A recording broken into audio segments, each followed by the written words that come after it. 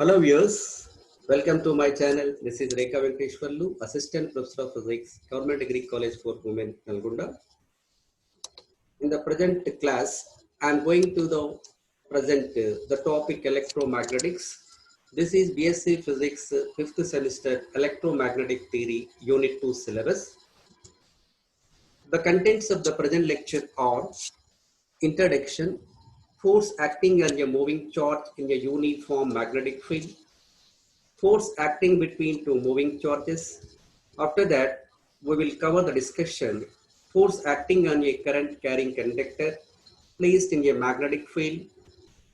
Then after, force acting between two long parallel conductors. Lastly, we will see the discussion of torque acting on a current loop placed in a uniform magnetic field and the summary of the lecture.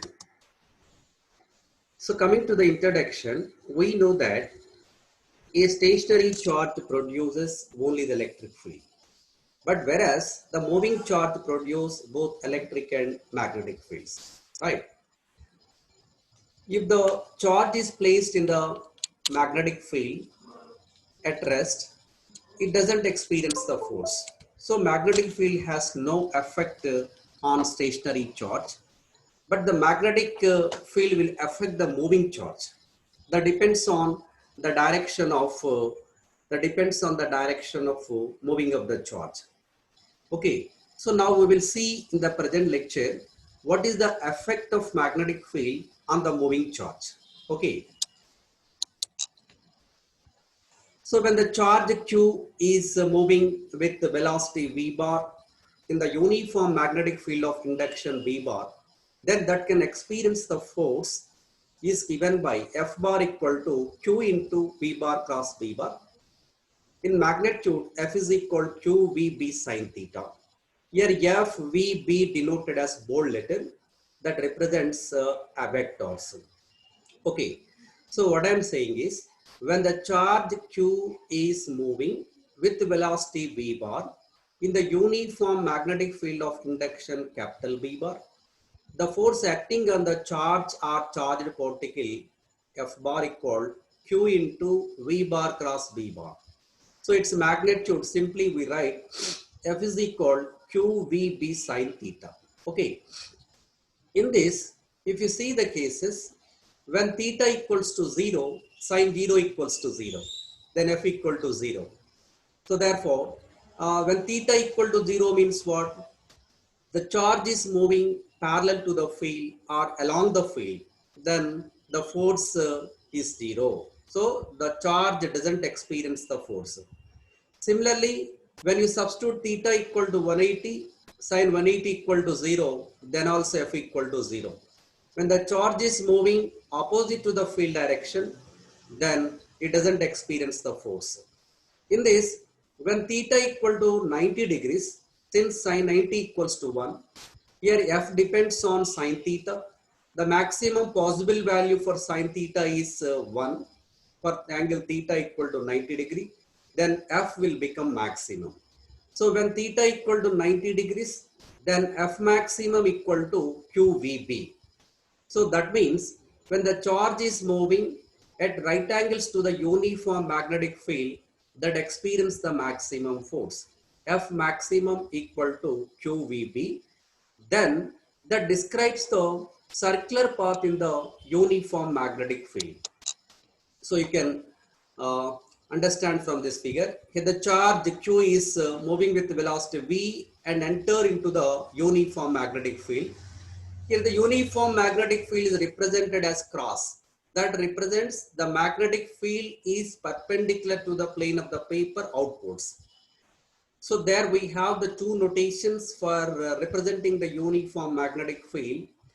If it is denoted with the dot symbols, that is the uniform magnetic field perpendicular to the plane of the paper in both direction. In this figure, it is represented as the cross that represents the uniform magnetic field directing perpendicular to the plane of the paper outward direction. Okay, so here field direction is perpendicular to the screen outward direction, that is towards me. Then Q bar is moving perpendicular to the field direction, right? So then it describes like the circular path, Since we have the magnetic field only for this, here we have shown the vertical line. Therefore, it is describing the off circular path. If there is a magnetic field left side also, then we can cover this complete circle, right? Here, how it describing the circular path, since it is experiencing the maximum force, that is QVB, that provides the necessary centripetal force to describe the circular path. Okay, so the conclusion is when the charge is moving perpendicular to the uniform magnetic field that follows the circular path, here the velocity direction is changing, but the magnitude doesn't change. So therefore, the direction of velocity at any point on this path is along the tangential direction. So V bar direction and the radius vector direction always perpendicular. When the force is acting perpendicular to the moving direction, then its magnitude doesn't change. It is possible only when it is moving in the circular path. Okay, so that is I am writing here. Fm is equal to QVB, right? So this is the resultant force acting on the charged particle. Hence, we can write Fm is equal to Ma, that equal to mv square by r, that equal to QVB. Since the particle is moving in the circular path, so this provides the required centripetal force for describing the circular path. Okay, from this equation, one V is cancelled, then you can write mv is equal to QBR or R is equal to mv by BQ. R bar equal mv by QB bar. R is equal magnitude m into V by BQ. This is the radius of the circular path followed by the charged particle in the uniform magnetic field. Okay, from this you can write V is equal to what? BQR by M. V is equal to BQR by M. And momentum M into V, P is equal to M into V, that equal to BQR. From that you can write the expression for kinetic energy. Kinetic energy equal to P square by 2M.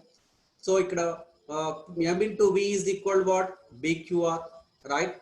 So from that P square by 2M, you will get B square Q square R square by 2M. Okay. And also, what is the time period of this circular path?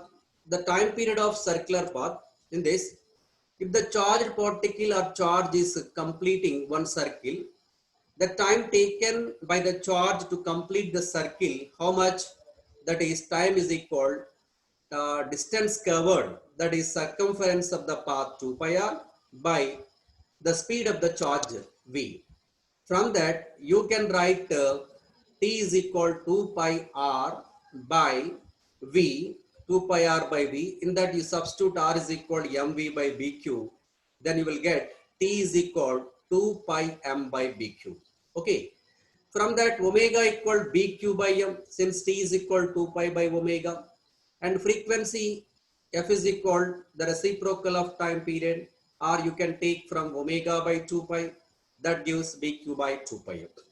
This frequency is known as cyclotron frequency because this concept we use in the cyclotron device. Cyclotron is nothing but it is a device used to accelerate the charged particles like atomic particles like proton, neutron, deuteron, etc. We use that accelerator. Cyclotron is nothing but it is an accelerator. So there we are using this concept that the charged particle is projected at right angles to the uniform magnetic field, then that can follows the circular path with the frequency f is equal to bq by 2 pi m. Hence this frequency is also known as cyclotron frequency. Okay, so here let me repeat. So when the particle is entering perpendicular to the uniform magnetic field, then theta equal to 90 degrees, it is experiencing the maximum force. That maximum force, how much? F maximum equal to BQV or QVB, you can write, right? Here the always B bar and B bar are perpendicular. Therefore, it is possible only when the path is circular. That is already I explained you.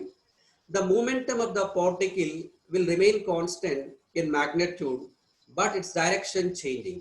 So when it is moving in the circular path, right, the direction of velocity or momentum at any point is along the tangential direction drawn at that point, right? So, but the magnitude of momentum, the velocity remains constant, but kinetic energy is always constant. Since the speed is constant, kinetic energy of the charge or charged particle is also constant. So here, in this case, so what are the physical quantities constant? The magnitude of the momentum, the magnitude of the velocity, kinetic energy are always constant. Magnitude changing point to point, the velocity changing point to point because they are the vector quantities. Kinetic energy the scalar quantity. Kinetic energy equal to half mv square. So that is always constant. Here, since the force acting always perpendicular to the displacement or the motion of the particle, the work done by the magnetic force is always zero because the work done double equal to F bar dot S bar that equal Fs cos 90 equal to 0. So in this case, when the charge is projected at right angles to the uniform magnetic field, then the magnetic field doesn't do the work. So here the force magnetic field, the work done by the magnetic field is always zero because the force is always perpendicular to the direction of motion. Okay. Kinetic energy is equal to P square by 2m. We have P is equal to BQR. Substituting that, you get this equation B square Q square R square by 2m. Right. So what is the radius of the circular path we got? R is equal to mv by bq. That equal P by bq into root of 2m k by bq, where k is the kinetic energy, right? Angular velocity of the charged particle, I explained you. Omega equal to bq by m. Time period t equal to 2 pi m by bq. Here, if you observe the omega, t and frequency, there is no term of the speed of the particle. Here B, magnetic field strength, charge, Q is the charge, M is the mass of the charge. So there is no term of the speed of the particle. Hence, omega, t and pi are independent of velocity of the charge. You should observe this here. Okay. If the velocity is more, that can describe the circle of more radius. If the velocity is less, that can describe the less circular path. Okay, that is the thing you have to notice here, right? So here we have seen three cases. When theta equal to 0, the particle is following the straight path because the force is 0. When theta equal to 180 degree, then also f equal to 0, the particle follows the straight path. When theta equal to 90 degrees, the particle follows circular path. If theta is not equal to 0, not equal to 90, not equal to 180, for except these three angles, for other angle like this, here B bar direction is along X bar, right? Along X bar, the particle is moving in this direction. This is V bar along at an angle theta with the velocity V bar, right? Now resolving this velocity into two components, the velocity component along the field direction Vx that equal to V cos theta. The vertical component that is perpendicular to the magnetic field Vy equal to V sin theta, right? So due to the velocity component along the field direction, when the charge is moving parallel to the field, since f equal to 0, so there is no effect of Vx. But here the Vy, the velocity, the particle has the vertical component perpendicular to the field direction, right? So Vy component is perpendicular to this one. In this case, it can experience the force. It can experience the force. Therefore, the resultant path due to the velocity vertical component that describes the circular path, due to the x component that moves parallel to the x-axis, the resultant of these two motions will be like this, like a spiral path. This is called helix. This resultant path is known as helix. So, what we have to understand from this is, when the charge is moving in the field at some angle theta, except 0, 90, 180 degrees, so for example 15 degrees, 17, 18, 20, whatever it is, then the path followed by the charge is helix path, like a spiral path. So that is along the field direction. Here the spiral path is in the YZ plane. The the circular path will be in the YZ plane. The spiral, the movement of this particle is along the V bar direction as shown in the figure. Right. So the radius of that spiral circular path is equal to mv by bq, because we have the formula. The radius of the circular path for theta equal to 90 degree, mv by bq. But here this is the resultant of vertical motion, hence we have taken vy, right? So here we define one term, pitch. The pitch of the helix, it is defined as the distance between two successive circular paths. Okay, in the spiral path, the distance between two successive circular paths is called helix. So pitch P equal to velocity into time to describe the circular path. So what is the velocity in x direction? Vx into, to describe the one circular path, the time taken, how much? 2 pi m by bq. Because time taken or the time period, it doesn't depend on velocity component. So therefore here time to describe the circular path also 2 pi m by bq taken. That gives 2 pi m Vx by bq. Okay, here you have to understand one point is, the component of Lorentz force in the direction of field is 0, because Fx is equal to 0. Q into V bar cross B bar. Here Vx bar, B bar are in the same direction. Therefore, Lorentz force Fx is equal to 0. But the component along the y direction, the Lorentz component perpendicular to the field direction, Fy equal to dVv by dt, that equal Q into Vy bar cross B bar. Okay, this is perpendicular to both Vy bar and B bar, right? So this is the pitch of the helical path, 2 pi m Vx by Vy by Bq, but Vy we have V cos theta. Therefore, the pitch of the helix formula 2 pi m V cos theta by Bq. Right. When the charge is moving only in the electric field, it experiences the force F is equal to Qa. When the charge is moving in the uniform magnetic field, then they experience the force F bar equal Q into V bar cross V bar. Suppose both electric and magnetic fields are applied simultaneously, then the charge experiences the resultant force, that equal the vector sum of both electric field force and magnetic force. So that is we are writing Q E bar plus Q into V bar cross V bar. That gives Q into E bar plus V bar cross V bar. So this equation is called Lorentz equation. This force is known as Lorentz force. Okay. Now, the next concept is,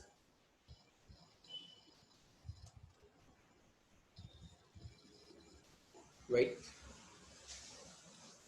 Yes, the force acting on a moving charge in a uniform magnetic field.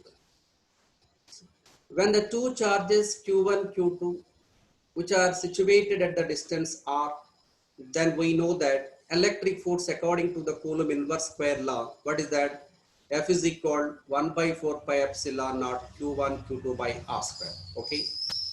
Suppose when the charges Q1, Q2 are moving with velocities V1, V2 at the distance r, then the magnetic force is given by F is equal mu naught by 4 pi Q1, Q2, V1, V2 by r square.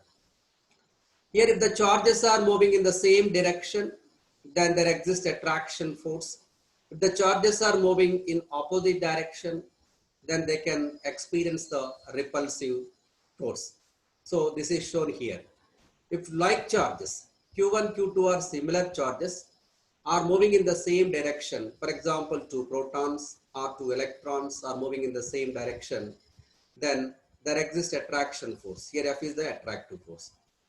Otherwise, if the force proton and electron are moving in the opposite direction, or they are moving opposite direction, okay. Here, similar charges are moving in the same direction, attraction force exists. If the similar charges are moving in opposite direction, a repulsive force exists. For example, when two protons are moving in the same direction, attraction. If the two protons are moving in opposite direction, there exists repulsive force, right? If dissimilar charges are moving in the same direction, then repulsion exists. If the dissimilar charges are moving in opposite direction, vice versa, attraction force exists. You understand that one? Okay. The next concept is, what is the force acting on a current carrying conductor in a uniform magnetic field?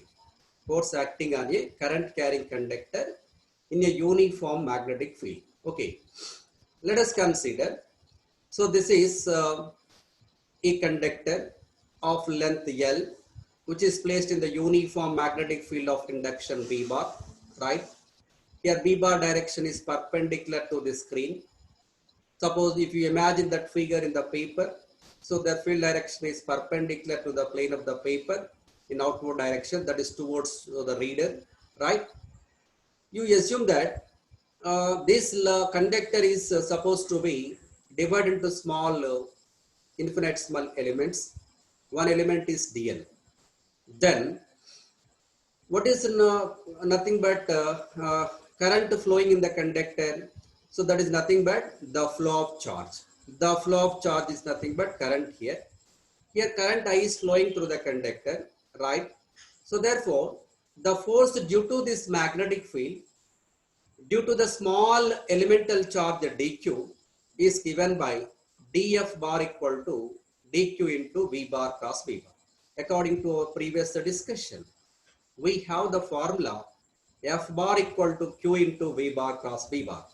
Here we consider a small elemental charge dq, which is moving through the conductor with the speed v bar, right? Then the force on that elemental charge is given by df bar equal to dq into v bar cross v bar. dq, but v bar equal to dl bar by dt. Here the dq charge is crossing this distance dl in the time dt, then v equal to dl by dt. So that is substituted here, dl bar by dt into cross v bar equal to dq by dt into dl bar cross v bar. But dq by dt is what? The rate of flowing charge. The rate of flow of charge is nothing but current flowing through the conductor, I into dl bar cross v bar. So this is the force acting on the element length dl bar. The force acting on the current carrying element, small element dl. Now, the total force acting on the conductor of length L is given by integrating that equation, you will get F bar equal to I into L bar cross B bar. So here you can observe that F bar perpendicular to L bar and also perpendicular to B bar. Okay. If you take the magnitude modulus F bar equal to, you get IBL sine theta. In this, we will discuss some cases. When theta equal to 0, sine 0 equals to 0, then F equal to 0. That means what? When the conductor is placed parallel to the magnetic field, then force acting on the conductor is 0. Here if theta equal to 180, then sine 180 is 0, then F equal to 0. When the current is flowing through the conductor opposite to the field direction, then also no force acts on the conductor. The third case, when theta equal to 90 degrees, sin 90 equal to 1, then F becomes maximum, F maximum equal to ILB. That means what? When the current carrying conductor is situated perpendicular to the uniform magnetic field that experience the maximum force, that maximum force is given by ILB or BIL. Okay. Now, here F bar is perpendicular to both L bar and B bar. You should notice here because according to the cross product of two vectors, the cross product of any two vectors direction is always perpendicular to the plane containing both that vectors. Hence, here also F bar direction is perpendicular to both L bar and B bar are perpendicular to the plane of containing L bar and B bar. You see the same discussion in the figure. Here the current element is making angle theta, then we are writing the formula ILB sin theta. Okay, for small element IDL sin theta. Here theta equal to 0 or 180 degree, then F equal to 0. So for small elemental length we have written dF equal to 0. Here the current element is perpendicular to the field direction, then dF is maximum, that equal BIDL.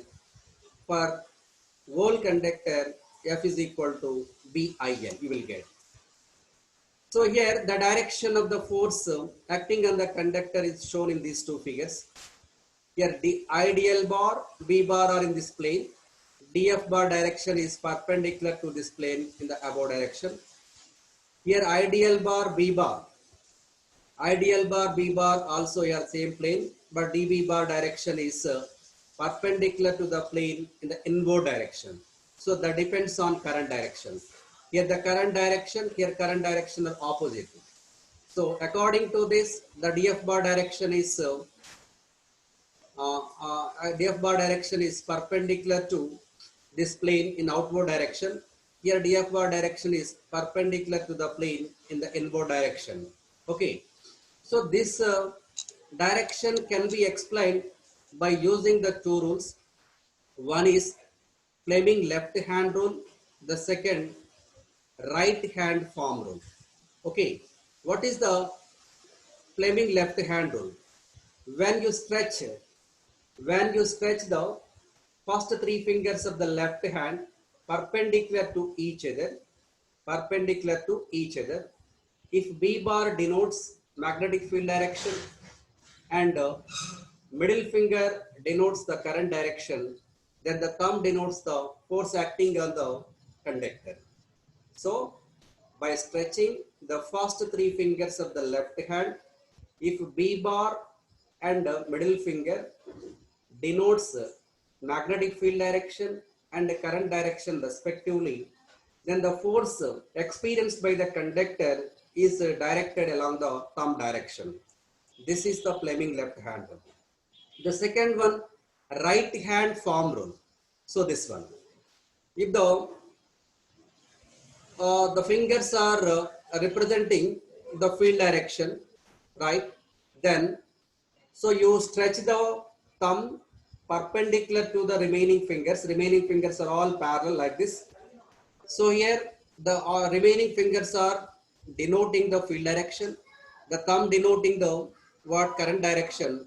Then the direction of the force is perpendicular to this in the upward direction, perpendicular to the palm in the upward direction. This is called right hand form rule. By using these two rules, simply you can explain the direction of the force acting on the current carrying conductor which is placed in the uniform magnetic field of induction. Okay, now, so that is explained here. Once again, I am reading here. Stretch the forefinger, central finger and thumb finger of left hand mutually perpendicular. Then, if the forefinger points the magnetic field direction and the central finger direction of current, then thumb will point the direction of the force or direction of motion of the conductor. Okay. Right hand form rule. Stretch the fingers and thumb of right hand at right angles to each other. If the fingers point in the direction of field and thumb in the direction of current I, the palm will point in the direction of force or motion. So that is normal to the palm. That represents the direction of force or moving of the conductor. Okay. The next content we have to discuss is what is the force acting between two long parallel conductors. Let us consider here two long current carrying conductors AB, which are separated by the distance D. Here the current is flowing in the same direction. They are I1, I2 respectively, right? According to Eyerstedt experiment, we know that the current carrying conductor produces the magnetic field around it. So due to the current I1, the magnetic field establishes around the first conductor. Similarly, due to the current I2 in the second conductor B, the magnetic field B of B produces around this. So here the magnetic field of the first conductor is established around the first one. In that field, we can assume that the second conductor is placed at the distance D. Okay. Due to the current I1 flowing through the first conductor, the magnetic field is the magnetic field at the distance D, you say BA bar. In that field, the second conductor is placed perpendicular. Okay, because the magnetic field forming around the first conductor, what is the nature? Circular nature. Here the magnetic lines of force, how they orient. So they are the concentric circles around the first conductor as the conductor at the center, right?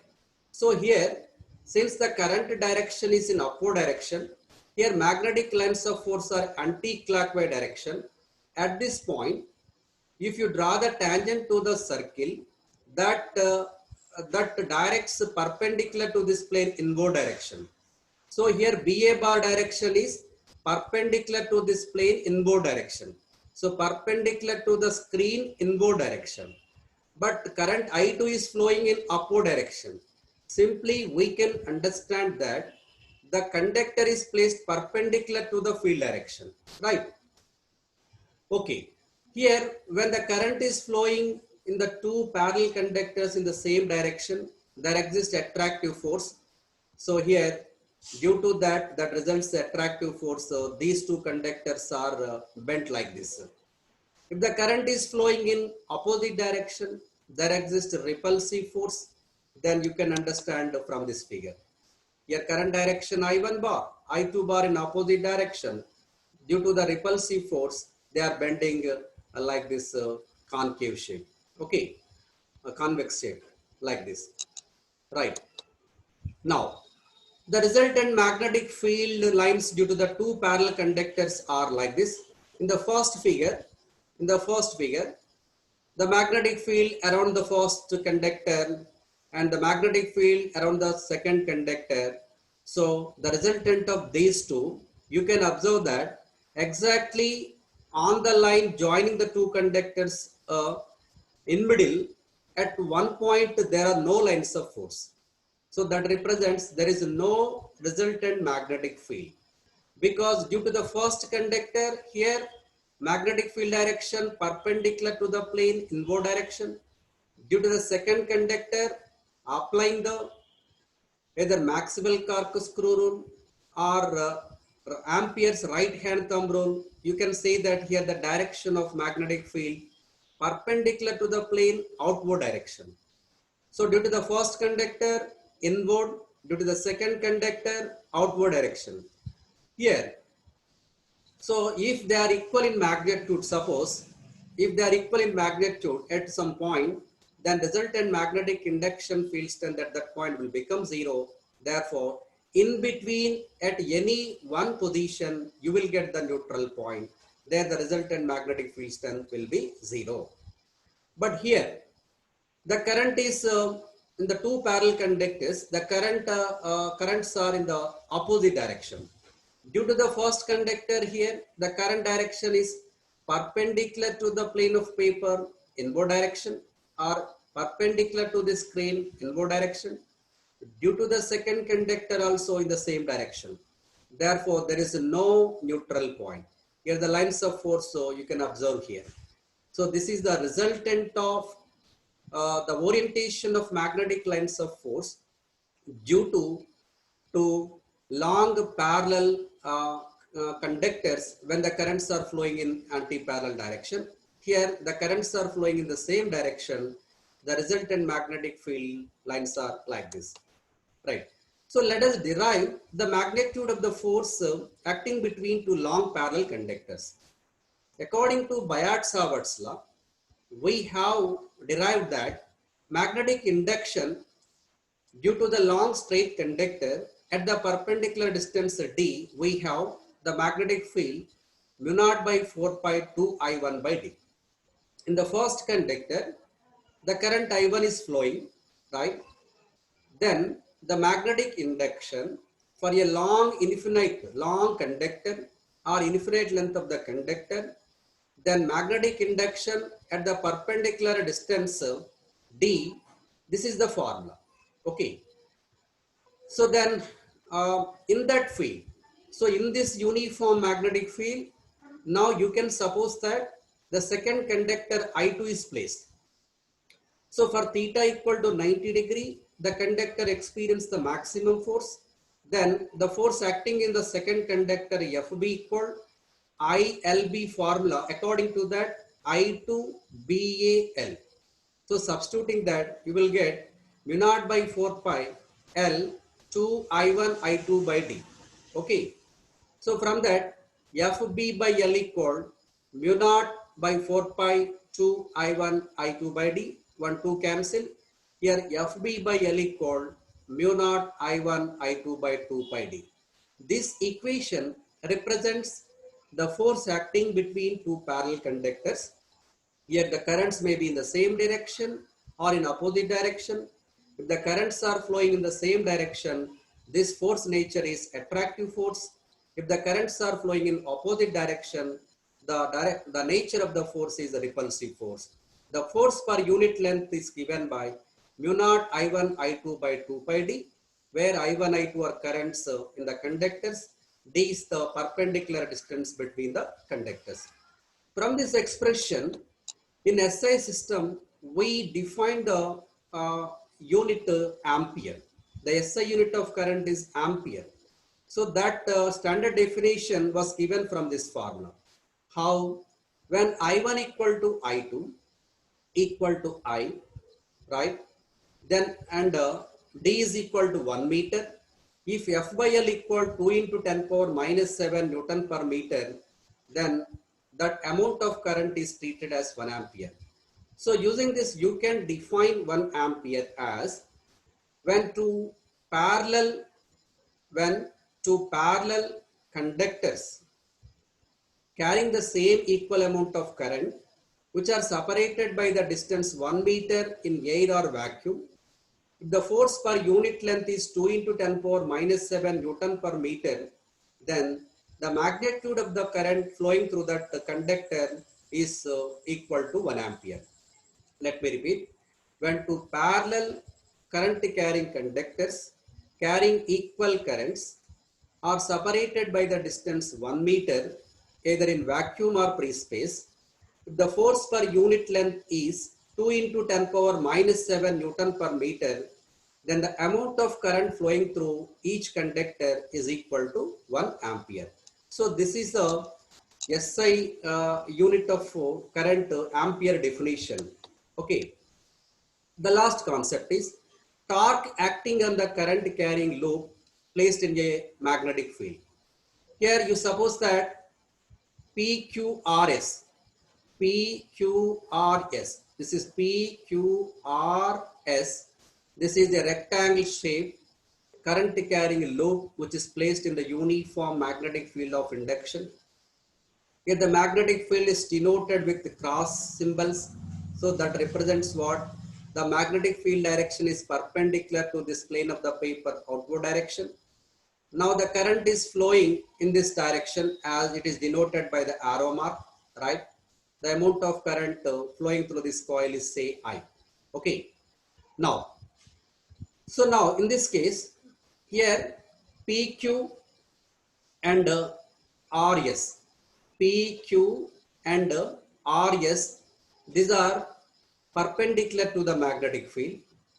PS and QR are parallel to the magnetic field. So according to F is equal ILB sine theta, these two sides doesn't experience the force, and PQ, RS, they will experience the maximum force. Here ILB force, here ILB force, which are applying the Fleming left hand rule. So these two are parallel and in opposite direction to equal parallel forces acting at two different points opposite, then they will constitute the torque. So therefore, in that case, the torque is given by any one of the force ILB into perpendicular distance between these two forces B, IL capital B into small b, you will get IAB. A is equal to length into breadth, area of the coil. Okay. If there are n turns, then you will get torque tau is equal to NIAB. Okay. So this is one case. Here the plane of the coil, the plane of the coil is what the plane of the coil is perpendicular to the field direction. Perpendicular to the field direction. The normal drawn to this plane. Normal drawn to this plane is along the field direction. Okay. If the plane of the coil is perpendicular to the plane, or normal to draw this, how it directs, it is perpendicular to this plane outward direction. So that is along B bar direction. Okay. Then the torque is given by tau is equal NIAB. Suppose the normal drawn to the plane of the coil or lobe, that is making angle theta with the field. Then here one force acting in this direction, the second force acting in this direction. So on the PQ, the force direction is in this direction. On the RS, the direction of the force is downward direction. So what is the perpendicular distance between these two parallel cases in this case? So this is B sine theta. If it equal to theta, from geometry, this angle equal to theta, then sine theta, by taking sine theta, you will get sine theta equal to what? So that is, this will be theta, not this. This when it equal to theta, this will be theta. Then sine theta equal to this by hypotenuse, you will get this is equal to B sine theta.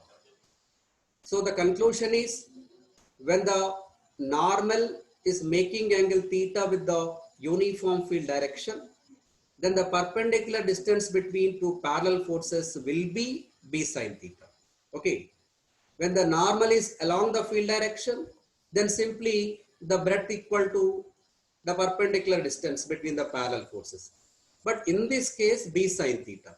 So therefore, you can write the torque is equal to any one of the force into perpendicular distance between the parallel forces.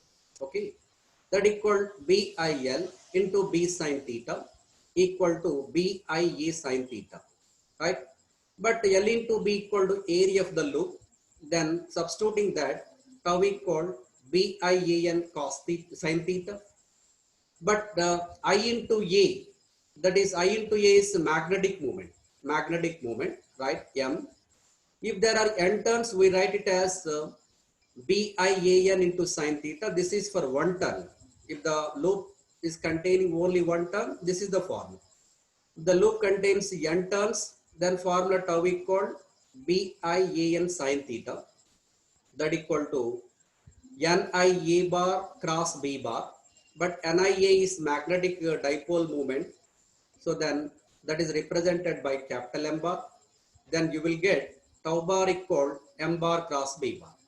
So the torque or couple acting on the current carrying coil, which is placed in the uniform magnetic field of induction field strength B bar, is given by tau bar equal to M bar cross B bar. Here tau bar is perpendicular to both M bar and B bar. Okay. So this is about that one. The conclusions in the present lecture are, the conclusions are the summary of the present lecture. First, we discussed about when the charge is moving in the uniform magnetic field, that experience the force F bar equal to Q into V bar cross B bar, that equal to QBV sin theta. When theta equal to 0, 180, F equal to 0. For theta equal to 90 degree, the charge follows the circular path. For other angles, the particle or charge follows the spiral path. That path is called helix path. Okay. After that, when the two charges Q1, Q2 are moving with velocities V1, V2 parallel, then the force, magnetic force acting between them, F is equal mu naught by 4 pi Q1, Q2, V1, V2 by R square, right? After that, we covered the discussion of when the current carrying conductor is placed in the uniform magnetic field, the force acting on the conductor is given by F bar equal to I into L bar cross B bar. There we have seen the different cases. Next, when the two parallel conductors are separated by some distance, then depending on the current direction, there exists a retractive or repulsion force, that is force per unit length between two parallel conductors, F by L equal mu naught I1 I2 by 2 pi d. Right? From that we define the ampere. You can derive this formula by using the Biot-Savart's law or by using the Ampere circuit law. In this, we derive by using the Biot-Savart's law application, right? And F equal to ILB sin theta formula. After that, we covered the discussion, what is the torque acting on the current carrying loop when it is kept in the uniform magnetic field, tau equal to NIAB sin theta. You should note that, you should remember here theta is the angle between normal to the plane of the coil and field direction. Okay, then tau is equal to BIAN sin theta. In vector form, you can write tau bar equal to m bar cross B bar. So here tau bar perpendicular to both m bar and B bar. Okay, thank you.